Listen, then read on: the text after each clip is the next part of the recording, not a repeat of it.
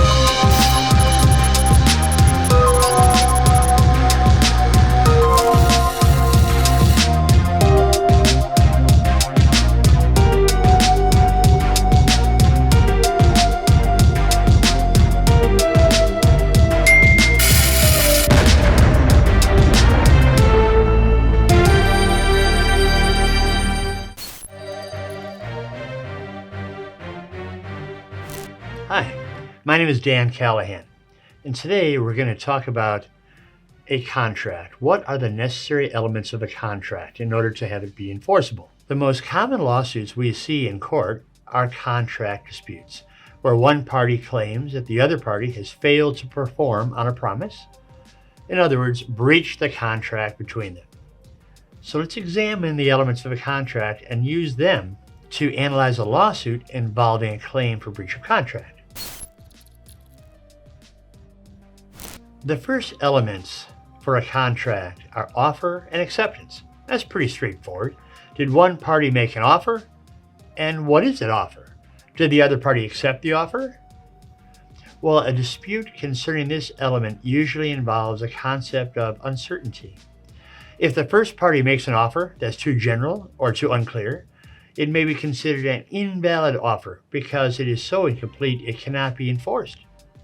Thus, it's insufficient to form a valid contract. For example, if two parties agree to form a joint venture, but the key terms are unresolved, such as how much money each would put into the contract, if that term is lacking, it lacks sufficient clarity to constitute a valid contract.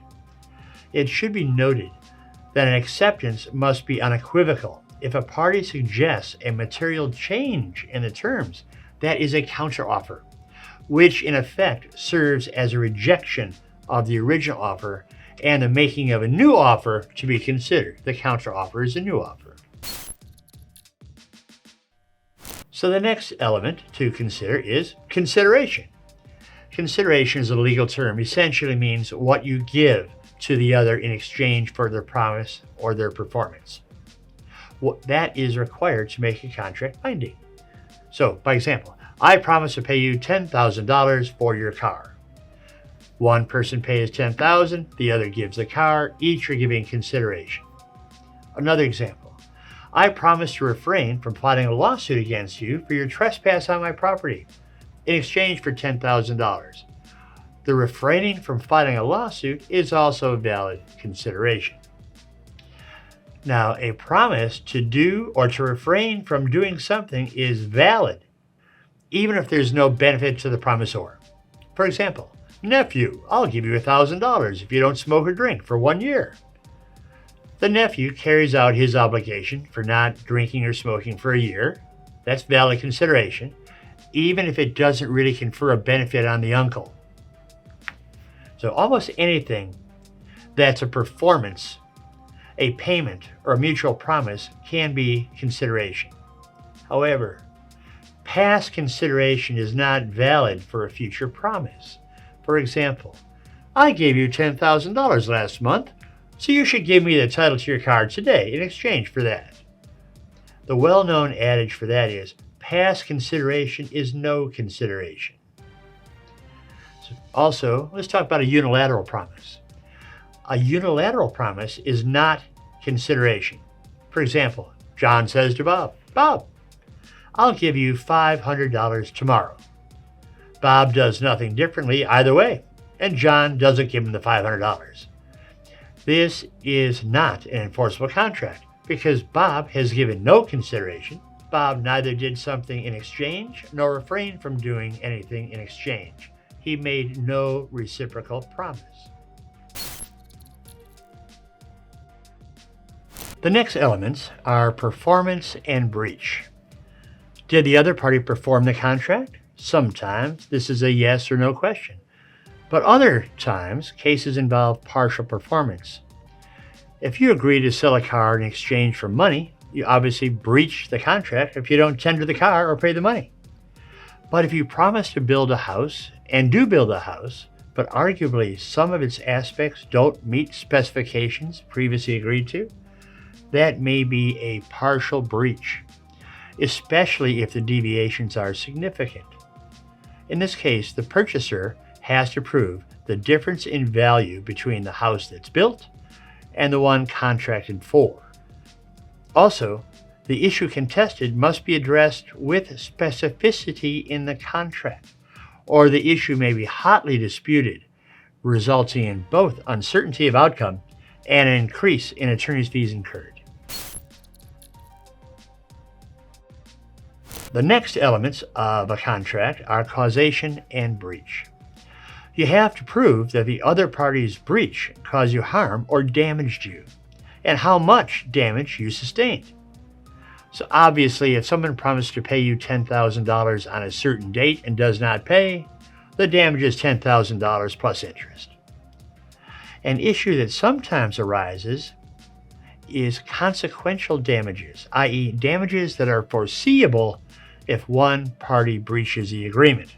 In cases beginning more than 100 years ago, courts have held that the breacher is responsible for consequential damages.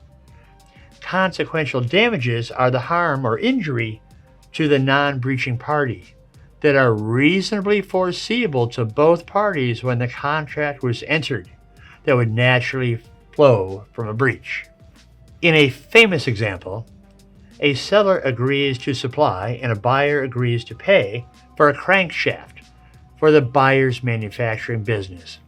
The buyer informs the seller that he needs a crankshaft to produce products for later sale and profit. The seller fails to supply the crankshaft, and he claims he's only responsible for the sales price, which in that case was $1,000.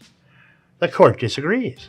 It holds that because the buyer's loss of $10,000 in profit flowed naturally from the foreseeable breach of the sales contract, the seller was responsible for the full $10,000 in damage, not just the $1,000 sales price. These are just some of the examples of contract issues that may come up. If you have a contract dispute that you're fighting over, either that you plan to sue someone for or you've been sued for, you should consult an attorney who's highly experienced in contractual disputes, who has a strong knowledge of contractual law. Now, if you need an attorney, I can match you up with the best attorney for your case. Find out more at CallahanConsulting.com. And don't forget to subscribe to my YouTube channel and hit the like button.